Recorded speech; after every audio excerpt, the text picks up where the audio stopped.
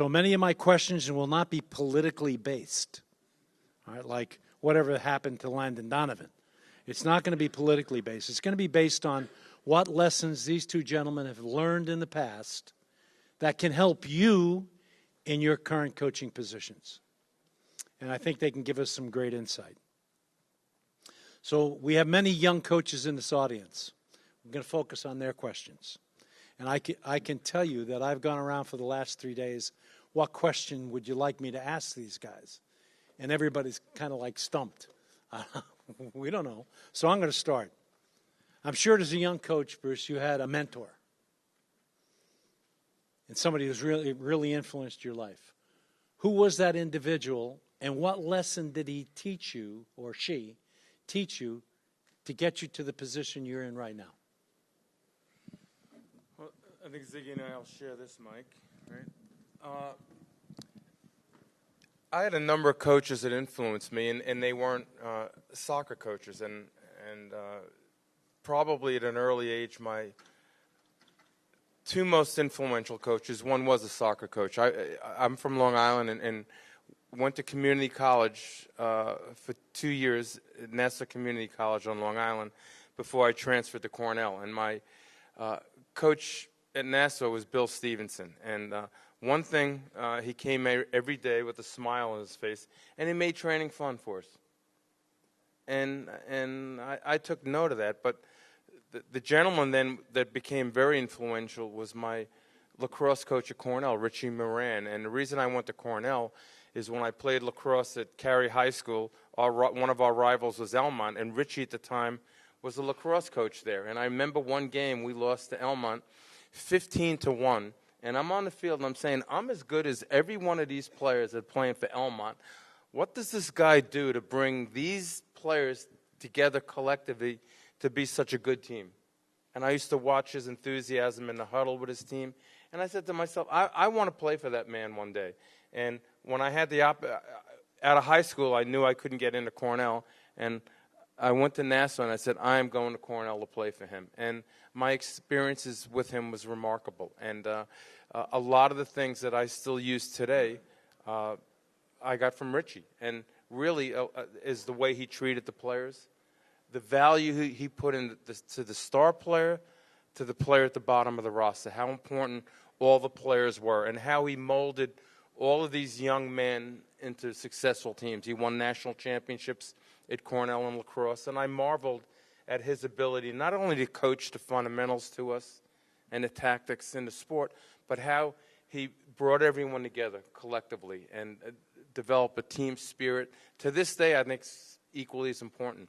All the teams I've been a part of, those same qualities I try to instill on our players so we can produce, hopefully, a good team. And to answer your question, Richie and then Bill Stevenson were probably the most influential people. And then today, I marvel at the qualities of the coaches we have in our country. And at the professional levels, it's unbelievable, whether it's in Major League Soccer, the NFL, baseball, NBA, et cetera. And then lastly, and I said this in an interview previously, I think the best coaches in our country are the ones right here. Ziggy and I are very fortunate. We've, during our careers, probably have coached the most gifted players in our country. That's easy. Many of you people have to develop them, and we thank you for that. So whatever you're doing right. In fact, if we can make the stage a little bigger, Ziggy and I should be sitting down there, and you should all be up on the stage here, because at your levels you do a wonderful job, and it's a very hard job, and we obviously have a lot of respect for what you people do. Great answer. That's a tough one to follow. Obviously, I think the day-to-day activity that all of you guys do is so super important. My basis when I first started coaching was I've coached everything for a full season from under 9 on up. And it's that daily work with young players, seeing players develop. And I was taught early on as a young coach that it was developing players for the next level, not wins and losses, but developing coaches for the next level. That's something I was taught early on. My early influence as a coach was a Scottish gentleman by the name of George Kay. Obviously, he was Scottish, so we called him Scotty. It was AYSO is where I started. My first club team I played for. AYSO was a little different then than it is now. One of my old teammates is here. We played on the All-Star team always together in that period of time. But he was very meticulous at what he wanted us to do. There was a real close attention to detail. But just as Bruce had mentioned, he came out with a joy every day. He worked all day at his job at Garrett Air Research, and then he came out, and it was the happiest moment of the day for him. He was able to be on the soccer field, and he let us know that this wasn't a grind for him. He was happy about it. The next guy was a guy by the name of Max Wozniak. Max was a Polish, German, Jewish goalkeeper, and he had gone through the German coaching school, and I played for him when I started playing men's soccer, and he taught me a lot of things, and he shared with me all of his notes that he had taken in the German coaching school at that time, the 6-month course that you had to go through, and because I could read German, he shared those with me, and so that was a big learning experience for me. But the other huge learning experience for me, and as Bruce had said, coaches in other sports, it's man management, it's how you lead players and so forth. That's the same no matter what the sport is, was being a student at UCLA, playing at UCLA, being able to watch the basketball team and John Wooden. So being able to sit in there, come inside, he wanted to throw me out at first, and then one of the players on the team knew who I was and explained to him who I was, and that I was on the soccer team. I just wanted to observe, and so he let me sit there. And our practice always ended before theirs, so I could see the end of practice. And you could see his attention to detail. You could see how he had a soft word for a person, and contrary to what many people believe, there was sometimes a loud word as well. That happened. But you could see how he treated everybody a little differently, and sometimes when he really wanted their attention, he got softer. And so it wasn't always about being louder, and you could see that, but you could see the aura that he had and the aura that he presented. And that was something that I always carried with me. And obviously one of my prized possessions is, when he autographed the book to me of They Call Me Coach, and it's something, that I will always treasure forever. But it's all about experience. It's all about observations. But, you find coaches at a young age who, and this is the most important thing I want to pass on to you, is a coach to young players. Can you pass on your passion to them? Okay, and do they take that passion away? Because that's what gets them to love this game and keeps them involved with this game. And George K. taught me about the passion of the game. Max Wozniak continued that. And, John Wooden taught me about the passion of being a teacher and getting your group to play better. Thanks, guys. Next question. Ownership plays a big part in your coaching. Coaching spans more than just the lines, the white lines. And a coach's responsibility is pretty deep. So you have to work with either an administration at a high school or college or with professional owners. How do you advise young people, any coach, how do you advise them on how to handle that situation? Well, for me, it's all about you got to put your heart and soul into everything you do. Somebody asked me the other day, said, man, Sigi, your life would have been so much different if you were to have been an accountant the whole time, because I was an accountant at one point. And I said, I don't know. I would have been a damn good accountant, but I would have been coaching a club team on the side because I'm passionate about this sport. But at the end of the day, you get out of something what you put into it. And it's not a job. For me, it's when I'm asked to do something, I'm going to put everything I have into it because that's the only way I can get everything out of it.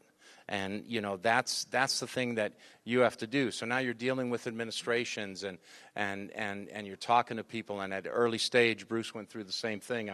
At the colleges, how many hats did we wear? Sometimes we were PR director, marketing director, et cetera. When I started at UCLA, there was no media guy that had any history of the school. I'm going through the old files from the old coach and reconstructing the records from 1967 and who was the leading goal scorer, and to try and create a history and a tradition to our program because it had been a successful program, but nobody had cared to do that. You know, I remember selling seat cushions to Taco Bell. Okay, because I was working as an accountant. Taco Bell was one of our small clients, and so I was able to cut a deal for them for $3,000. And so the one side said UCLA soccer, and the other side said Taco Bell. And so we had seat cushions at games. So you were doing that. You were doing Sorry, everything. Sigi, I can't let this go. Taco Bell seat cushions? Taco Bell seat cushions, exactly. And, you know, but you're trying to do everything and you're taking care of it, but you can't look at it as, well, this isn't my job right now. And then as we built it up, then you could slowly hand off those things and say, okay, now can we get somebody to do this? We've shown that it's possible. We've shown that this is possible. Can we get somebody to do that? And then things expanded, and you ended up getting more help. But the key thing is, as you're dealing with ownership, or you're dealing with contemporaries, or you're dealing with people that are working with you, is treat people well. You know, treat your people well. People are the most important asset that you have in any organization, and from the top to the bottom, and you've got to treat people well. Well, I agree with everything Ziggy said. I see here Dr. Bob Kuntaguli is here. He was the president of U.S. Soccer, and he and Hank hired me in 1998 to start the national team program. And one of the nicest things that ever happened to me, I think we had a good relationship. Actually, if we didn't, I think he would have fired me because He would have fired you. because we lost 3 games in a row in qualifying for the 2002 World Cup. And I remember getting together with Dr. Bob. I think it was in Costa Rica after we lost. It was 3 in a row. And he said, I'm supporting you. You know, we're all in. What do you need? We went on, qualified, and obviously had a good World Cup. But I think in our own environments, it's very important that you get the support of the people there. And you have to have a feel for your environment and understand the things you need to do to be successful. If it's selling Taco Bell seat cushions or whatever it is, it's that. When I coached at UVA, I arrived in 1978, and they really hired me for lacrosse. I was the head soccer coach in assistant lacrosse, and the athletic director at the time told me, listen, I just want you to keep the soccer team happy, and we have to win a national championship in lacrosse. And I said, fine. And we went around doing our business, and I started. I was saying, I'm not going to be a head coach of a team. Whatever team this is, we're going to be good, and we're going to win. And I viewed the landscape there and realized, obviously, in the beginning, my nickname in the athletic department was Yankee. And anything south of the Mason-Dixon line in 1978, you were if you were above the north of the Mason-Dixon line, you were a Yankee. So I arrived in this athletic department that was basketball, and they tried to build a football program, and just got a view of things. And eventually, I was very fortunate that the athletic director at Cornell came on, Dick Schultz, and became the AD at Virginia, and I was able to convince him. The previous athletic director, I said, you know, we need 6 scholarships. We only had 2 at the time. We had $300 and $500. And the current AD, I said, I'd like 6 scholarships. And he goes, would you win the ACC then? At the time, we had 4 schools. I think it was Clemson, North Carolina, Virginia, and Maryland. And I said, no, but we could probably finish second to Clemson, who was great then, and he said, then why would I give you scholarships? So the next one I convinced, and I kind of told him that, you know, with 6 scholarships, you know, we can develop a program that one day can compete nationally. And eventually they bought into that. And then I looked around the landscape of college soccer, and I marveled at Indiana University, what Jerry Yeagley was doing there. And I loved the stadium they had. It was Armstrong Stadium, and said, I have to build a soccer stadium in Virginia. So for years, I had this concept. The athletic department bought into it, but we had to get the money. And eventually, I found a corporation in town. They gave us a $1.2 million gift to start it then. And I must tell you, along the way, I was fibbing to some of the recruits. So when we built it, John Hark said to me, why didn't you have that when I was here? And Tony Miola and all of them. But it took us that long. It took me 8 years to get the plans approved, start fundraising, blah, blah, blah. And then I took the person from Klockner I took him to Indiana, and Jerry hosted us, and I remember us flying there, and it worked. And it's relationships and owning into what you want to do and really have a vision. My vision for the national team was to qualify for World Cups and one day win a World Cup. And that's the vision. I'm thinking big. The vision in Major League Soccer, Sigi won a championship. He won a championship. I had the same thing. And we look around and we try to figure out how we're going to do it. We need support from the administration, from the people around us. We have to build a team. It's not only the team on the field, it's the team off the field. So bringing all these things in together. Coaching, as you move up the ladder, isn't just about those 11 players you put on the field. There's a lot of things that go into it. And I think with experience, we learn to do it. And you surround yourself with great gentlemen, like this gentleman, Dr. Bob, and all of that, and they help make us successful. So I think at the end of the day, all the success Ziggy's had and some of the success I have, I think we look around. We're not only grateful to our players, but the people around us that help make it what it was. So there's a lot that goes into being successful, and the ownership's part's important. You have to have that vision, whether it's locally with a club team, how you want to build your club team, your high school team, your college team, your professional team, what have it. It's more than just about those 11 players on the field. Guys, you've talked about creating a culture, creating a passion for the game, being so focused on the benefits of the game. But in reality, how do you create that culture? How do you articulate the culture you want to see to your players and to the greater community? I wish I absolutely knew the answer to that. Then it would be easy, because then I could basically come up with a formula, and I could start a website, and I could sell it, and I could make a lot of money. But it's every situation is a little bit different, But it starts from you. Okay, every organization that I've seen that is successful, every club, soccer club or soccer team that I've seen, there's usually a strong individual there who's got a vision and a passion, and he passes on that vision and that passion, to the other people that are there. And so for me, the culture starts with you. You have to come from the base point of your personality. Okay, Bruce is a very successful coach. Hank, he's a very successful businessman and soccer executive, and I don't know how many things, and a good coach when he was coaching as well, a successful coach. But I can't coach like Hank. I can't coach like Bruce. I got to coach like Sigi Schmidt. Okay, and so I got to present that honesty. So you present that honesty to your players. That's one thing that helps to establish your culture. You want to make sure that your team understands that we have goals and we have a direction, and we're here to do this, and we're here to be successful. And I remember a phrase I used to use at UCLA all the time. You'd sometimes have a player, and he'd say, "Hey, look, I don't know about this, I don't know about that," and I said, "Look, son, here's the deal. Okay, we're going to win with you or without you."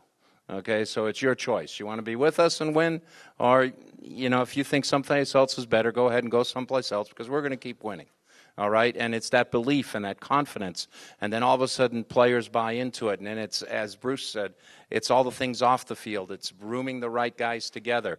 It's making sure that you establish a good locker room, and you establish some good eggs in there, and once you have that, then you can maybe take a chance on a player here and there. It's about surrounding yourself with a staff that you feel comfortable with, where there's a lot of trust and there's a lot of cooperation, but there's a lot of belief in each other, and there's loyalty, okay, that exists there as well. And by doing all those things, by the example that you create, is really how you create your culture. It's not so much that it's a plan of going A, B, C, D, E. It's honesty, and it's how you present yourself and what you do. It's your actions. It's not your words. That is what your players and what people that you work with are going to respond to. And based upon that, you start to establish your culture. And then sometimes within that, to be very honest, you have to make sometimes tough decisions. And sometimes you have to say, hey, look, this doesn't make sense because it's not the right fit.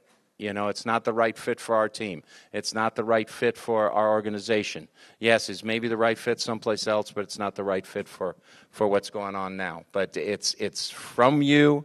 It's your honesty. It's your passion. It's the example that you set, and that then starts to develop the culture. You know, but again, there's so many roads to Rome, and there's different ways to do it. Bruce, I've heard it said that there's an arena aura, that whenever a person is around you, whenever a player is around you, they instinctively believe they can win. That's a pretty powerful statement. I've used it a number of times with you. How do you create that?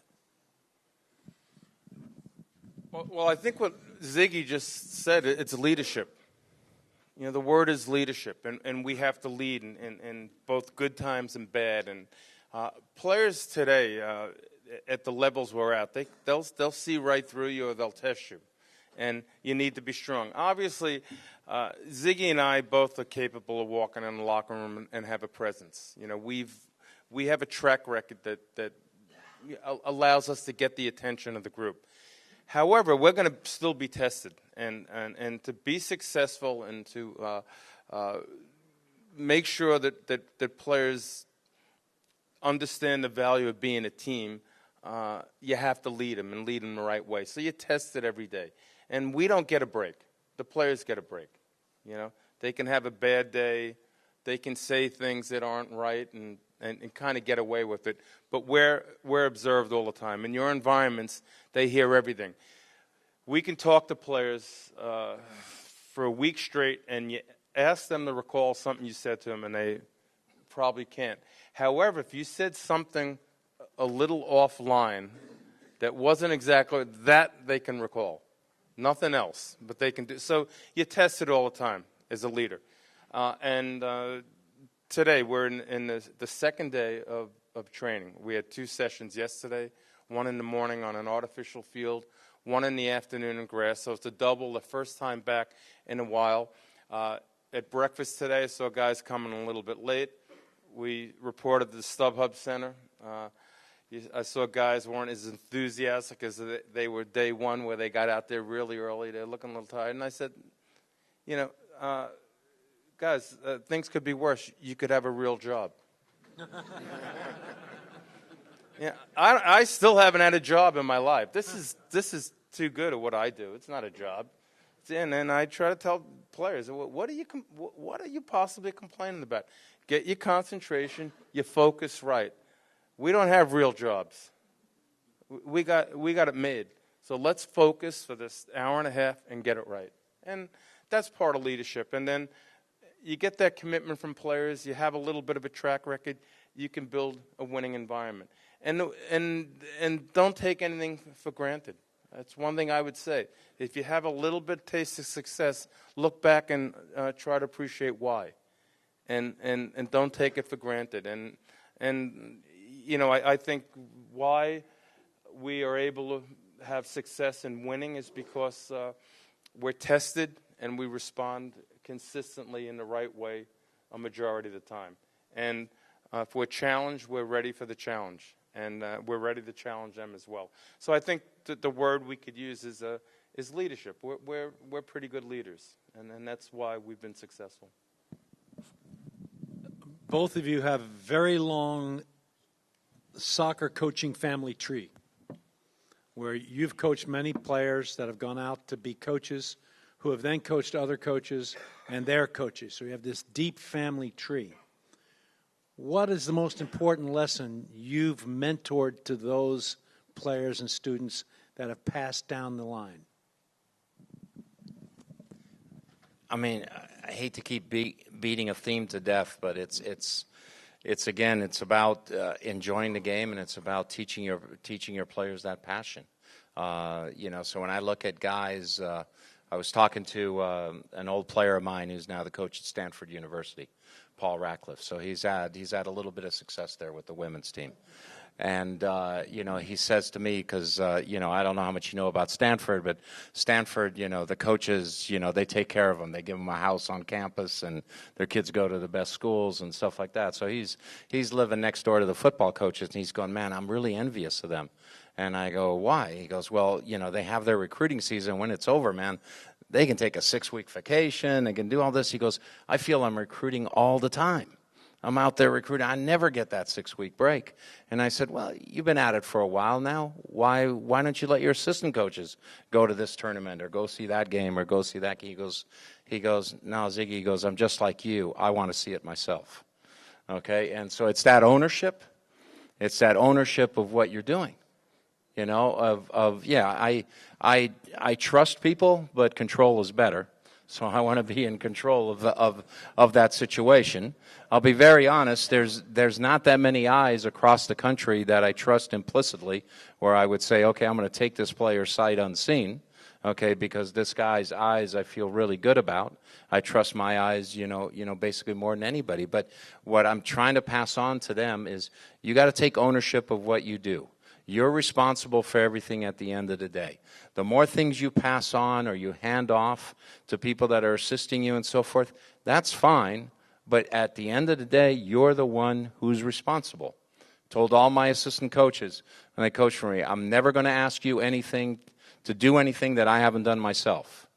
Okay? When I was starting out at UCLA, Bruce maybe went through the same thing. I remember my first year, I was the trainer, I was the equipment man, and I was the head coach.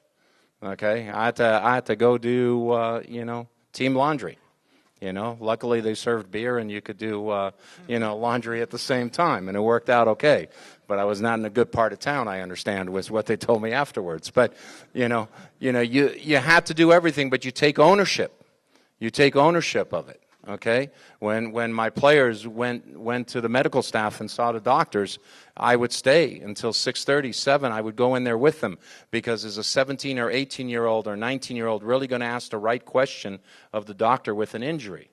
Okay, and a lot of times you're going to have, at the college level, a student trainer. So I was more confident in being with them, because, was that my job? No, it wasn't my job, but I took ownership of it. I took ownership of it because at the end of the day, it was my responsibility.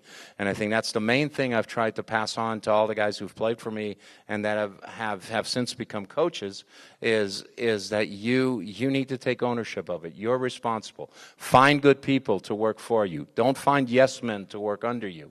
Find people that are going to challenge you, that are going to push you, that are going to continue to make you better. But at the end of the day, it's your responsibility. You need to take ownership. Well, I can't agree with Ziggy more. I remember washing team uniforms in Bloomington, Indiana during a tournament. Our student managers, two real nice girls, I didn't want to wake them up early in the morning, so I went to the laundromat and did it. But I have one up on you. I used to clean the locker room too, sweeping and mopping, so I had that as well. But I think what Ziggy says it's ownership, and I think those qualities we've passed on to our former players that are now in the coaching ranks. And if one of the flaws we do have is maybe we take on too much responsibility and we do too much and don't micromanage. Yeah, micromanage is a good word. One thing I think I've learned over the last 5 or 10 years is to delegate a little bit more. So I do that, and I'm literally more of a manager today than I am a coach. And when we set up training, I move around the field and let the coaches do their jobs. They understand what they're supposed to do. And I think one of the great skills you can have is to be able to step back and evaluate players in action and coaches as well.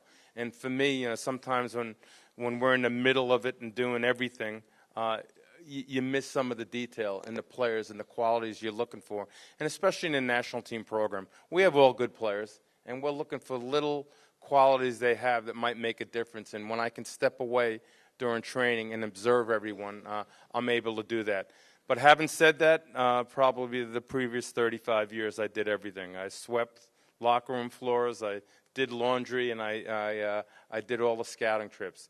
And so ownership is critically important, and that's one of the reasons why we've been able to be successful. And I think those qualities as I look at people that have played under Sigi, you see his work ethic as well. So much of being overnight successes. Cleaning locker rooms, sweeping floors, washing uniforms, it's all part of the gig. Young coaches, actually any coach, and you guys have coached at different levels. You've coached college players, professional players. I'm sure at one time in your career you've coached youth players. How do you handle the different styles, techniques of the players and their progression? Is every player equal? Some players more equal than others? How do you approach that difficult balance as players progress? Yeah, I'm going to let Sigi clean this one up at the end. When we first came up, I think the phrase coaches used to use, it's my way or the highway. Well, that doesn't work anymore. And I do think, and I think Sigi will support this as well, I really believe on a roster, whether it's your best player or the player at the bottom of the roster, they all play an important role. But they're all different people. And the difficult part today in anything, at the university level, it's youth teams or whatever, you have to connect with your players. So it is your job to have a good sense of the qualities of that player on your team and understand how to get to them. One rule is nice in a team, but to coach players on an individual basis, there are differences, and you need to understand that. This is an important part of the job. Psychology is an incredibly important quality in what you do every day in coaching. And I say this a lot of times. Maybe some of you don't believe this now. Anybody can figure out how to put 11 players on the field. A lot of people can run a good training session, but the difference is how players respond to the things you're trying to do. And to be able to get them to respond to your message, you have to know what they're about and what makes them tick. And so that's real important, and I think that's an important part of our job every day. Bruce hit on something key, the ability to relate the message. Somebody said to me, this was maybe about 3 months ago, we were talking about an individual, and he goes, I really like his plan, but he's a little immature and he doesn't always deliver the message appropriately. And I turned and I looked at him, I said, well, I'm a coach. I said, without being able to deliver a message, there is no plan. There is no plan. You've got to be able to deliver that message. So, I never had many rules. I know Bruce doesn't have a lot of rules with his teams either. I didn't have any rules, really. My rules with my teams are don't embarrass yourself, don't embarrass the team, and don't embarrass the club. Okay, if you do that, I don't want to walk around go finding players every other day for something trivial. It's like you've done something, you did it once, you do it again, well, maybe it's sayonara. Okay, and that's that's the way we'll deal with it. You've got players; they're all important, as Bruce said. But to say I'm going to treat everybody the same, number 1 through 18, is impossible. It's impossible because they're all individuals; they're all different, and we're people too. So there's certain guys. I think Bruce will agree with this. There's certain guys you get along with better than others. That are just easier. Okay, and so you gravitate, and then obviously teammates make fun, and and they'll say, oh, when Kurt Onalfo played for Bruce, oh, that's Kurt Bruce is his father, or something like that. And people have done that with a Mike Lapper or a Paul Caligiuri or people like that I've coached, and it's just because we got along personally. But the demands you make of the players are always the same. I want you, as a player, whether I like you or don't like you, to maximize your abilities. I want you as a player to reach your potential. That's my job. That's what I'm here for. That's what I'm here for. And all these other rules, it's like, do I want to draw a line in the sand over this particular action? When do I want to do that? The less rules you have, the less you get constricted by that. And so then you can be flexible and you can be appropriate to the situation. The guy's late for practice, I got to fine him. Well, maybe he had a car accident. Okay, maybe he just got informed that morning that his mother passed away. And maybe that's the reason he's late. Find out before you do anything. But treat everybody as an individual, understand that they have individual needs, but at the end you treat everybody the same because you're trying to maximize their potential and get them to reach their ultimate level. I'm going to switch gears just a little bit and talk about our place within the global game. U.S. is not qualified for the semifinals of a World Cup. We have millions of people who are now playing the game. What's it going to take for us to qualify, and how soon can we do it?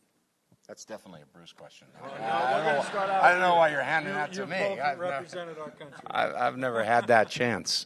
So I'll let Bruce clean it up so you can give it some thought while I'm talking. All right? If you need an extra second, because I know you don't need long, let me know. It's an evolutionary process. And I think sometimes we are a little bit impatient. We look forward and say, oh, we want to be there. And I think sometimes we got to look in the rearview mirror and we got to realize how far we've come. Okay? How far have we come? We have made some great advancements. Okay? But now our country is unique. The size of our country makes it an extremely difficult challenge.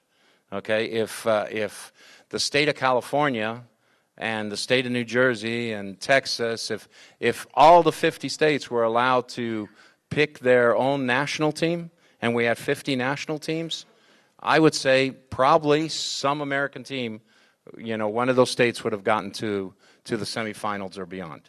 Because it's easier. It's easier to deliver the message. You got a smaller area.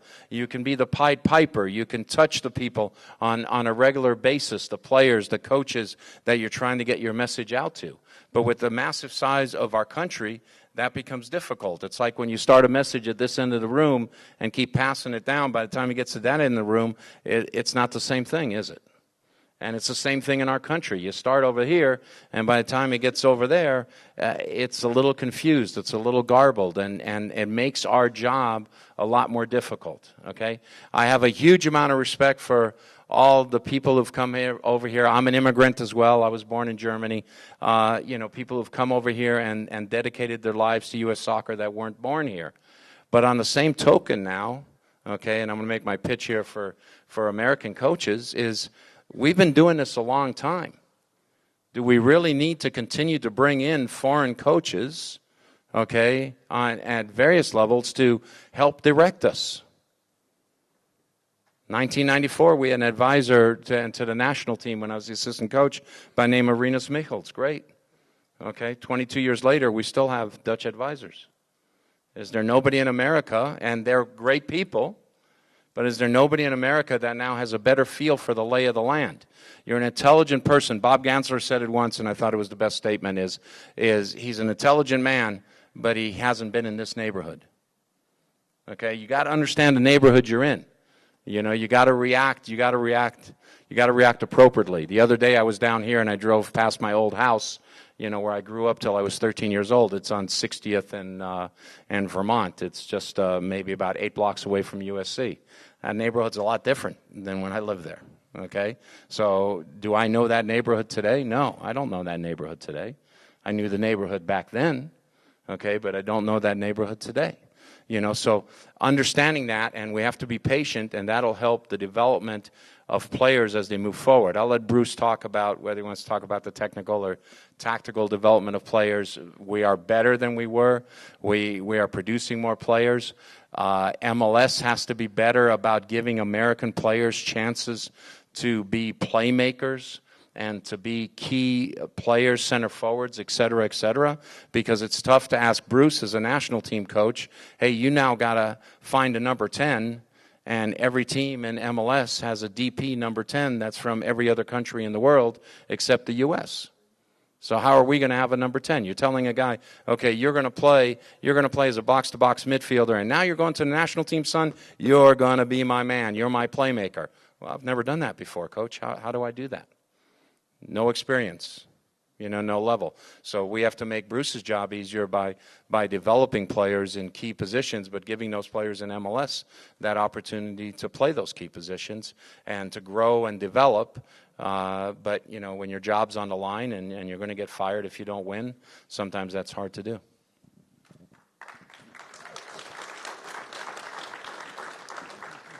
Well, I don't need to say anything after that, right?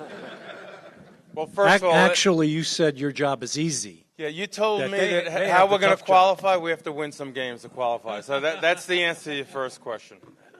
Are we ever going to get to a semifinal or final World Cup? Yes, we have very good players in this country and very good coaches. In 1978, I started my coaching license, so it would have been 79, going for a B license. And I remember the opening lecture by Walt Chisowitz. He said, American soccer, we are unique. That's the American problem.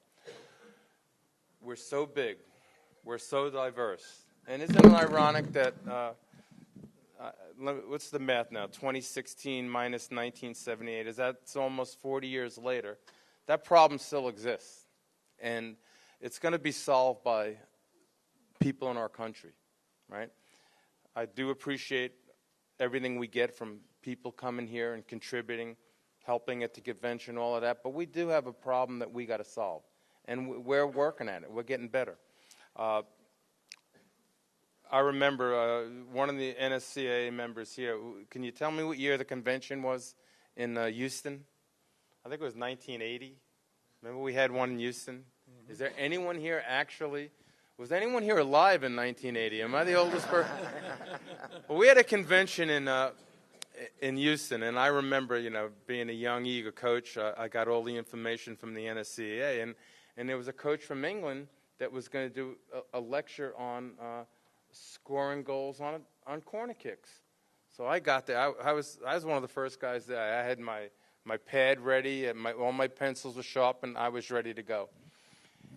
He walked in the room and he goes, to score goals on corner kicks, you need someone that can cross the ball and someone that can head it. Any questions? So I started thinking, maybe we can do this too. And in all, as simple as that sounds, we're all capable. We're very capable of building the environment that eventually produce a world champion.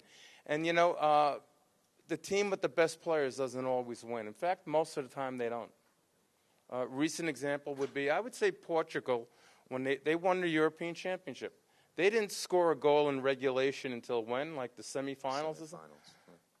And they won the championship. Iceland, they've got the Seattle barred their chant, right? This year. Iceland, I mean, you need to have a little bit of luck. You need to have some breaks. The draw in the World Cup's important. But even if you look back to some recent World Cups, you need a little luck.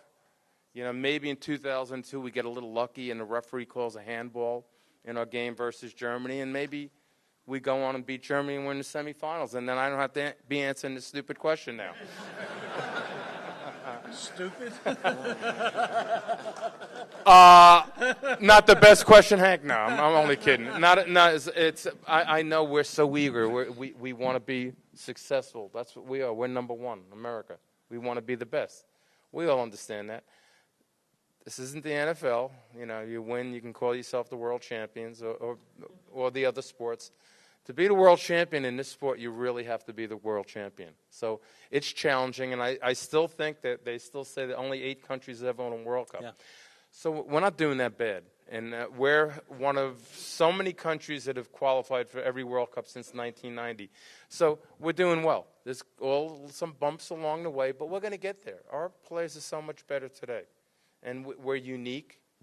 Our country hasn't grown anymore geographically since 1978, but we still have the uniqueness. We're more diverse today. The country is still large. We have different cultures now to take into account, the time zones, there's so many different things. And the answer to Ziggy's question, we could stick Holland in New England, Germany in New England, Spain there. We have a huge country, and it makes it difficult to evaluate players, have a style of play, communicate properly. And having said all that, we'll get there because we'll figure it out one day. If we can put a guy in the moon, I'm going to tell you we can win a World Cup. So it's down the road. Great. He deserves that. I'm going to follow up with two questions and then let the audience have a one-on-one with both of you. Next question is, what are your goals in life?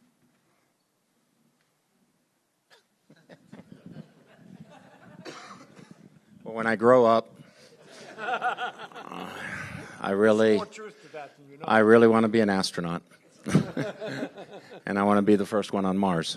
So hopefully that'll happen. No, my goals in life are maybe not as far-reaching as they were like 20 years ago, 25 years ago. But I've accomplished a lot of what I wanted to do. Being able to make my living by coaching soccer is something I could not have dreamed of when I started. Going to school as a university player and was an economics major. Never thought I could do that. I'll be very candid. I didn't like how things ended in Seattle this year. So my goal in life is to coach again and win another NC2A championship. Another MLS championship. Bruce is so far ahead of me. I can't catch him on that. But I'd like to win one more. Would I have liked to coach a national team one day? Yeah, I would have liked to have coached a national team. But Bruce keeps getting in my way, so I'll let him do that. But at the end, it's the friendships you develop. It's the players that you've coached over the years, the ones you're still in contact with, and you always hear from, and that's the thing that makes it a great experience. That's the reason I went into coaching, is because you can impact and you can influence somebody's life, and you can play a role. It's tough for me as an accountant to say, okay, I'm going to audit your books, and you think of me as a nice guy. That doesn't work. So you can impact players. So are there still goals? Yes, I want to continue to be involved. I love the sport. I love working. I still feel the energy is there. I want the U.S. to continue to grow. I want us to continue to get better. I bleed the red, white, and blue. I don't cheer for Germany when the U.S. plays Germany. I cheer for Germany when they play against England, okay, but I don't cheer for Germany when they play against the U.S. And the U.S. is my heart and soul, and that's what I want to see be successful. So, so my goals are still to continue to work in this sport because it's a sport I love. It's a sport I've given my life to. Well, professionally, I think, when I started working in the late 70s, and what I thought was a real job, it still really isn't. I thought I was going to retire at 55, and we find out now that we're going to be. Ziggy and I probably want to work a lot longer, and we will do that, I'm sure. But my biggest goal professionally is to contribute to the sport. I think the sport's given me so much. I've got to continue to give back. So in whatever capacity that is, whether it's coaching with the national team or in administration, and keep going as long as I'm healthy enough and wanted enough to be able to support the sport, give back to the sport, and help make it better. That would be my goal. My last question to you, two gentlemen. You've both represented our country with great pride, great dignity, and great class around the globe. In a stadium, when they play the national anthem and you put your hand over your heart and say, "The land of the free and the home of the brave," what do you feel? To this day, when I hear a national anthem, even if it's in a friendly, I do everything I can not to cry. I'm so proud, and it was wonderful in the 2002 World Cup to represent the United States and hear the national anthem. So I take a lot of pride in it. Same thing. I'm really proud. I'm going to give you one short story. In 1983, I was a coach at UCLA, and I went down to Mexico for the Youth World Cup. And some of you might have heard this story because I said it once before. So I'm down in Mexico City, and so we've got tickets for the opening game, but we got 4 tickets, and there's 5 of us. And it's tickets in a box. So in Azteca Stadium, you can actually drive your car in and park, and then you walk up to your box. Well, how are you going to get 5 people in with 4 tickets? Well, we drew straws, and somebody had to get in the trunk. And guess who got in the trunk? So my first time into Azteca Stadium was in the trunk of a car. And I said to myself, next time I come back here, I want to be on the field. And, you know, it ended up being 10 years later, in 1993, I was assistant coach for the U.S. national team, and we got thrashed. But I was on the field. I was on the field for the Gold Cup final, standing next to Bora. And when they played the national anthem, I had tears in my eyes. And it was such an important event and such an important feeling. And for me, you know, when, you know, coaching at Seattle, coaching wherever, when they played the national anthem, I'm going to sing. You know, you don't want to hear me sing, but I'm going to sing. And it's something that I'm really, really proud of. So now we're going to open it up for you to have one-on-one with our coaches. Can you get a mic or take a mic down and someone walk around with a mic? I just wanted to say that I've been coming to the convention since the early 80s, and I'm really pro-American college coach.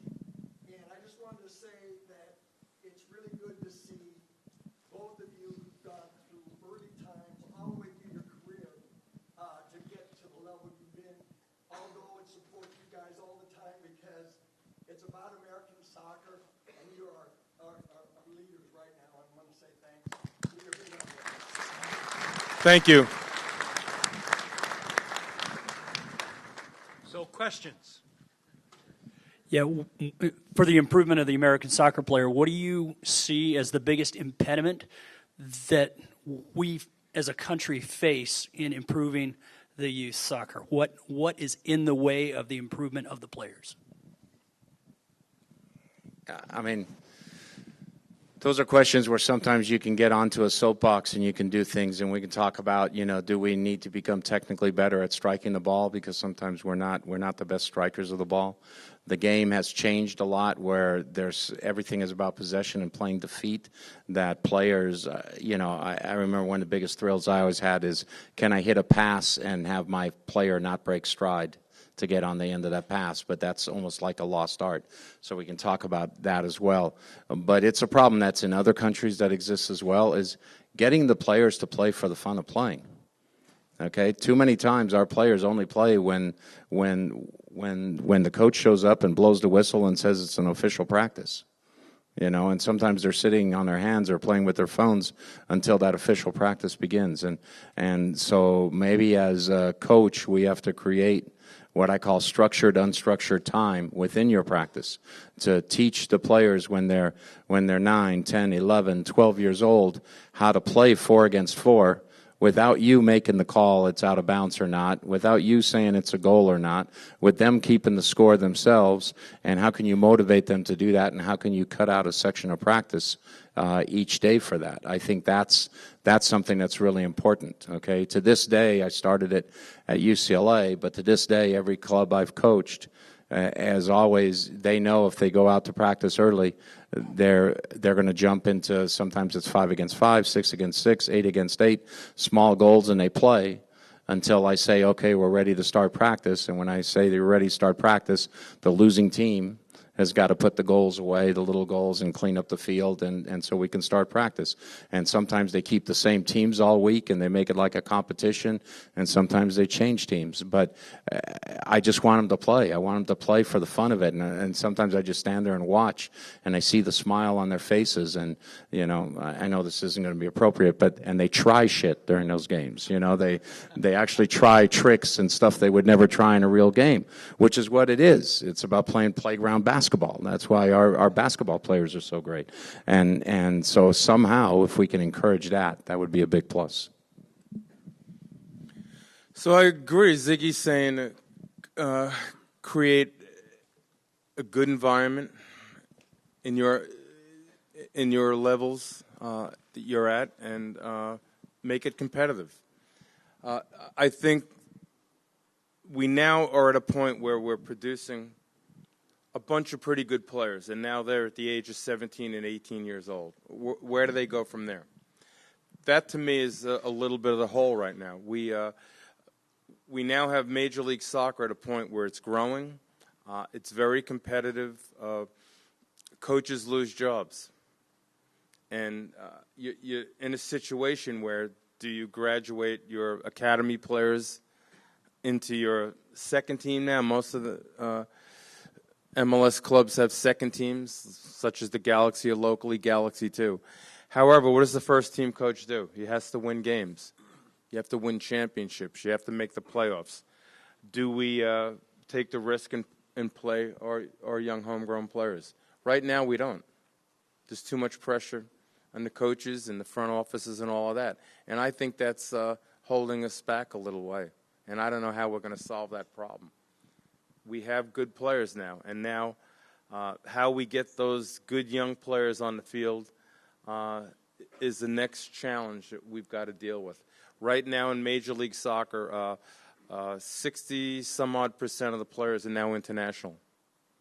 And it's taken away from the domestic players. So we have to find a way that we can get more of our young, talented players on the field at higher levels.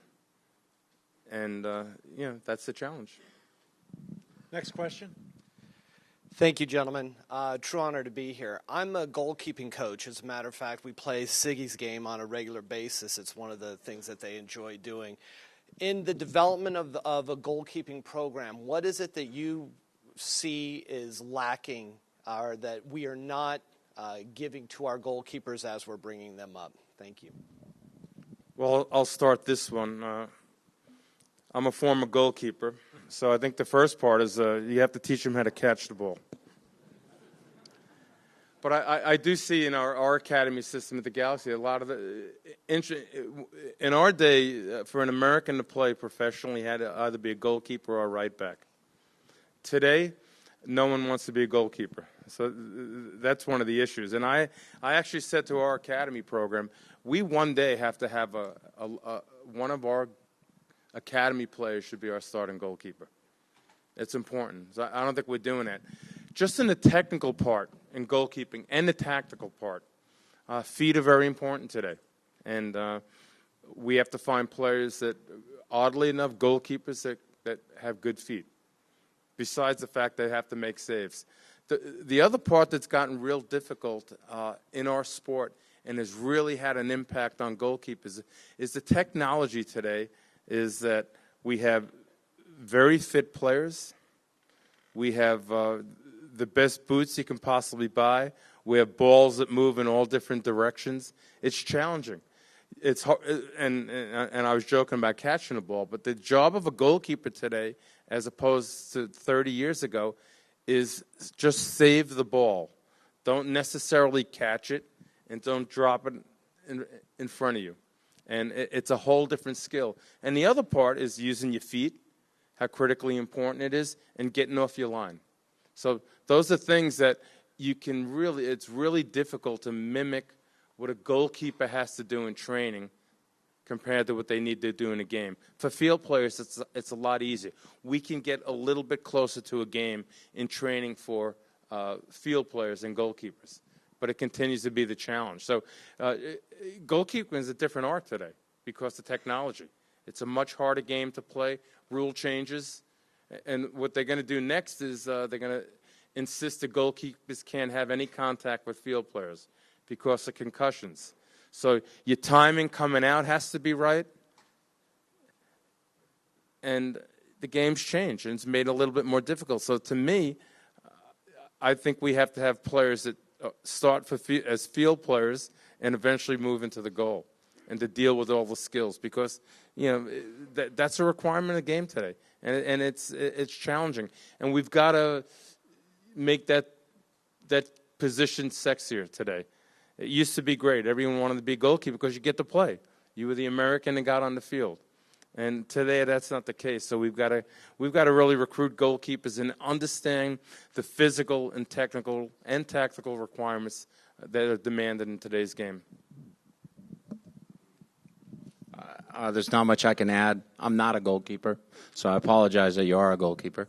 But I'm always amazed. I'm always amazed when I look at the professional level and I watch the goalkeepers train and I go, do I really ever have wanted to do that? Get up and down and up and down and up and down and up and down again, and somebody's blasting the ball at you from 5 yards away. So The rest of it is, I think Bruce answered it very well. Next question. Hi, yes, sorry to bother you. Thanks for the insights today. It was really good to sit and hear them. Thank you. Hearing you speak about the geography of the US and the lack of a pyramid that is below that is clearly available in other countries, having the experience from England of seeing players like Vardy who, 4 or 5 years ago were playing an equivalent of, park soccer in the US.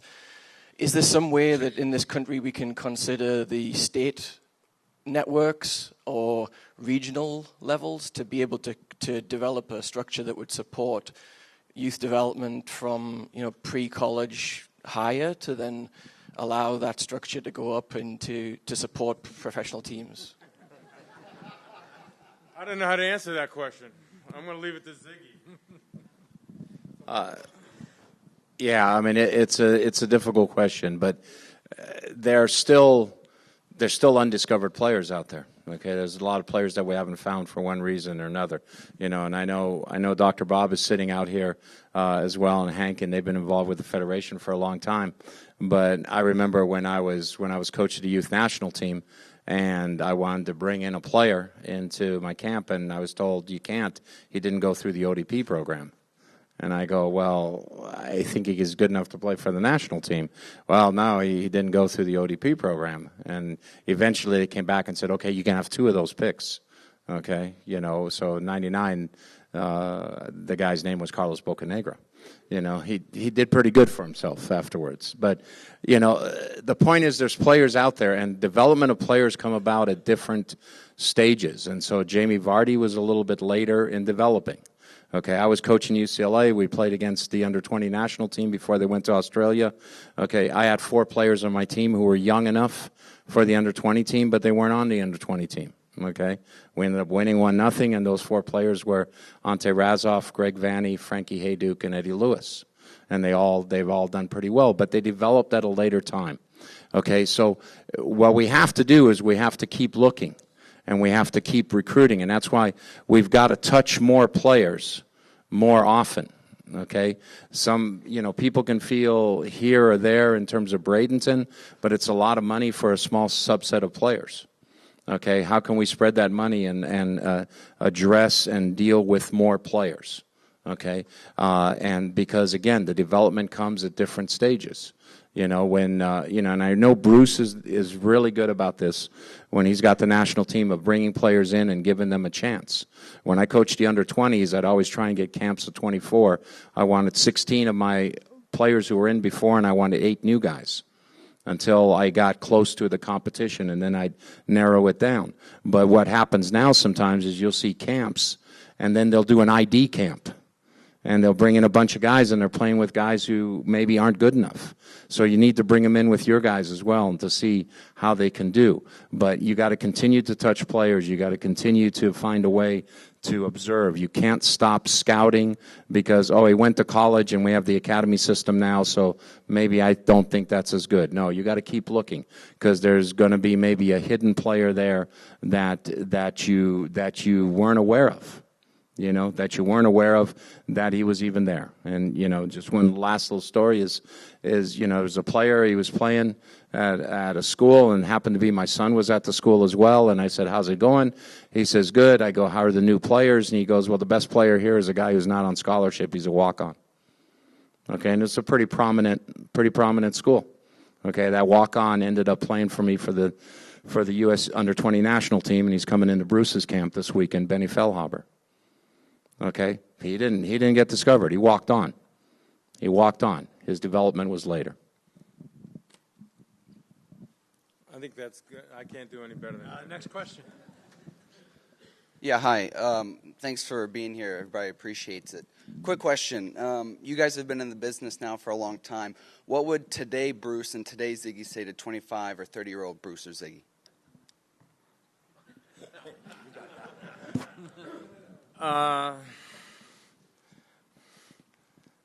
Probably you're an asshole, but that's...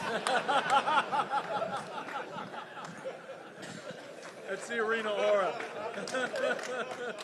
Now, I would say work hard. I think most people, I think, in the coaching ranks and even elite players, one of the qualities they all have is work hard. And when things aren't going well, work even harder. And just have a work ethic, have an open mind, try to learn every day. I think from this experience, I'll be a better coach tomorrow. And I think have an open mind and try to get better every day. That's the advice I'd give you. Not much difference. The same, working hard. We were fortunate, at our stage, soccer was at a different stage of development. So we probably got opportunities to be head coaches before we really deserved them. And we got to make a lot of mistakes on the job. And, that doesn't always happen. So besides working hard, it's be patient. Don't be impatient. You work hard, your work will get recognized. Don't be looking over the fence. Sometimes we look over the fence and we say, oh, I want to be there. I want to be there. And we neglect the work that we're doing. The worst years I've had in coaching with any teams I've coached have been when I was looking over the fence. Okay, and then I always came back and said, no, I'm going to work hard. I'm going to concentrate on this. The rest will take care of itself. You work hard, you do well, the rest will take care of itself. I think we're about out of time. Is that correct? Yeah. Okay, so one more question, then I'm going to close things up. One more. Excuse me.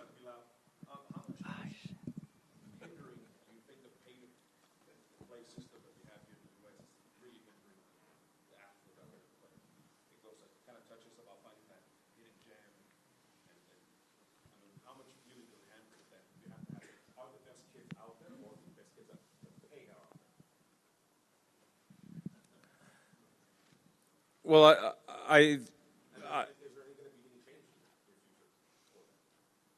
I think for the most part, with the professional clubs in our country now, the clubs pay for everything. The academies are basically free at every club. Obviously, across the board throughout the country, that's not the case, and it certainly impacts the ability of some young players to get a better opportunity. There's no question about that. But those are local challenges. I know with the Galaxy, we made a big decision about 4 or 5 years ago. We were going to take care of everything with players. We also pay for their education now. We have a high school at the SubHub Center for the kids. And that's not an excuse anymore at our level. So the challenge for the Galaxy Academy system is make sure you identify the right players and then develop them. But having said that, I know that's not the case probably for 90% of the kids. And that's unfortunate. I don't know the answer to that question. Yeah, I mean, as Bruce said, it's the same. The academy system is like that. I think there's more, within the regular club system, there's more players that are getting scholarship and so forth. I know coaches, even, we consider it a suburban sport, sometimes would go into other areas to find players. I think that definitely has improved.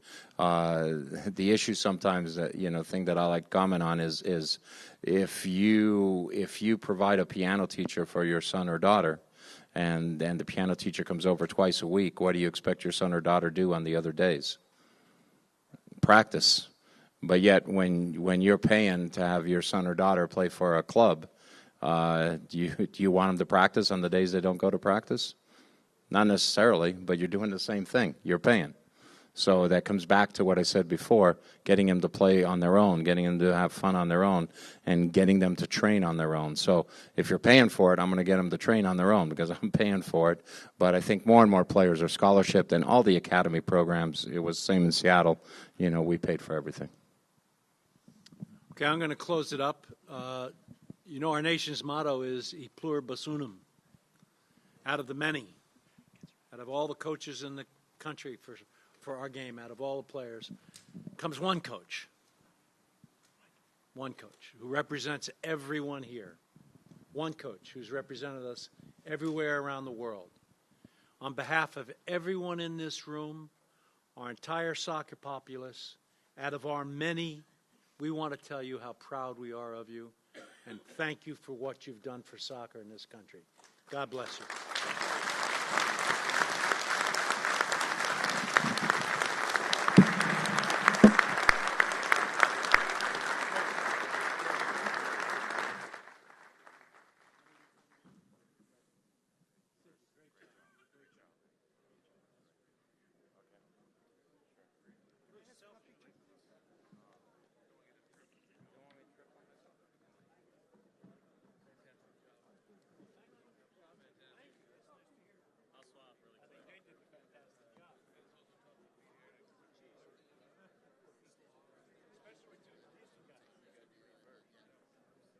Sigi, can we take a shot, please? Jumping in, just jumping in. That's the way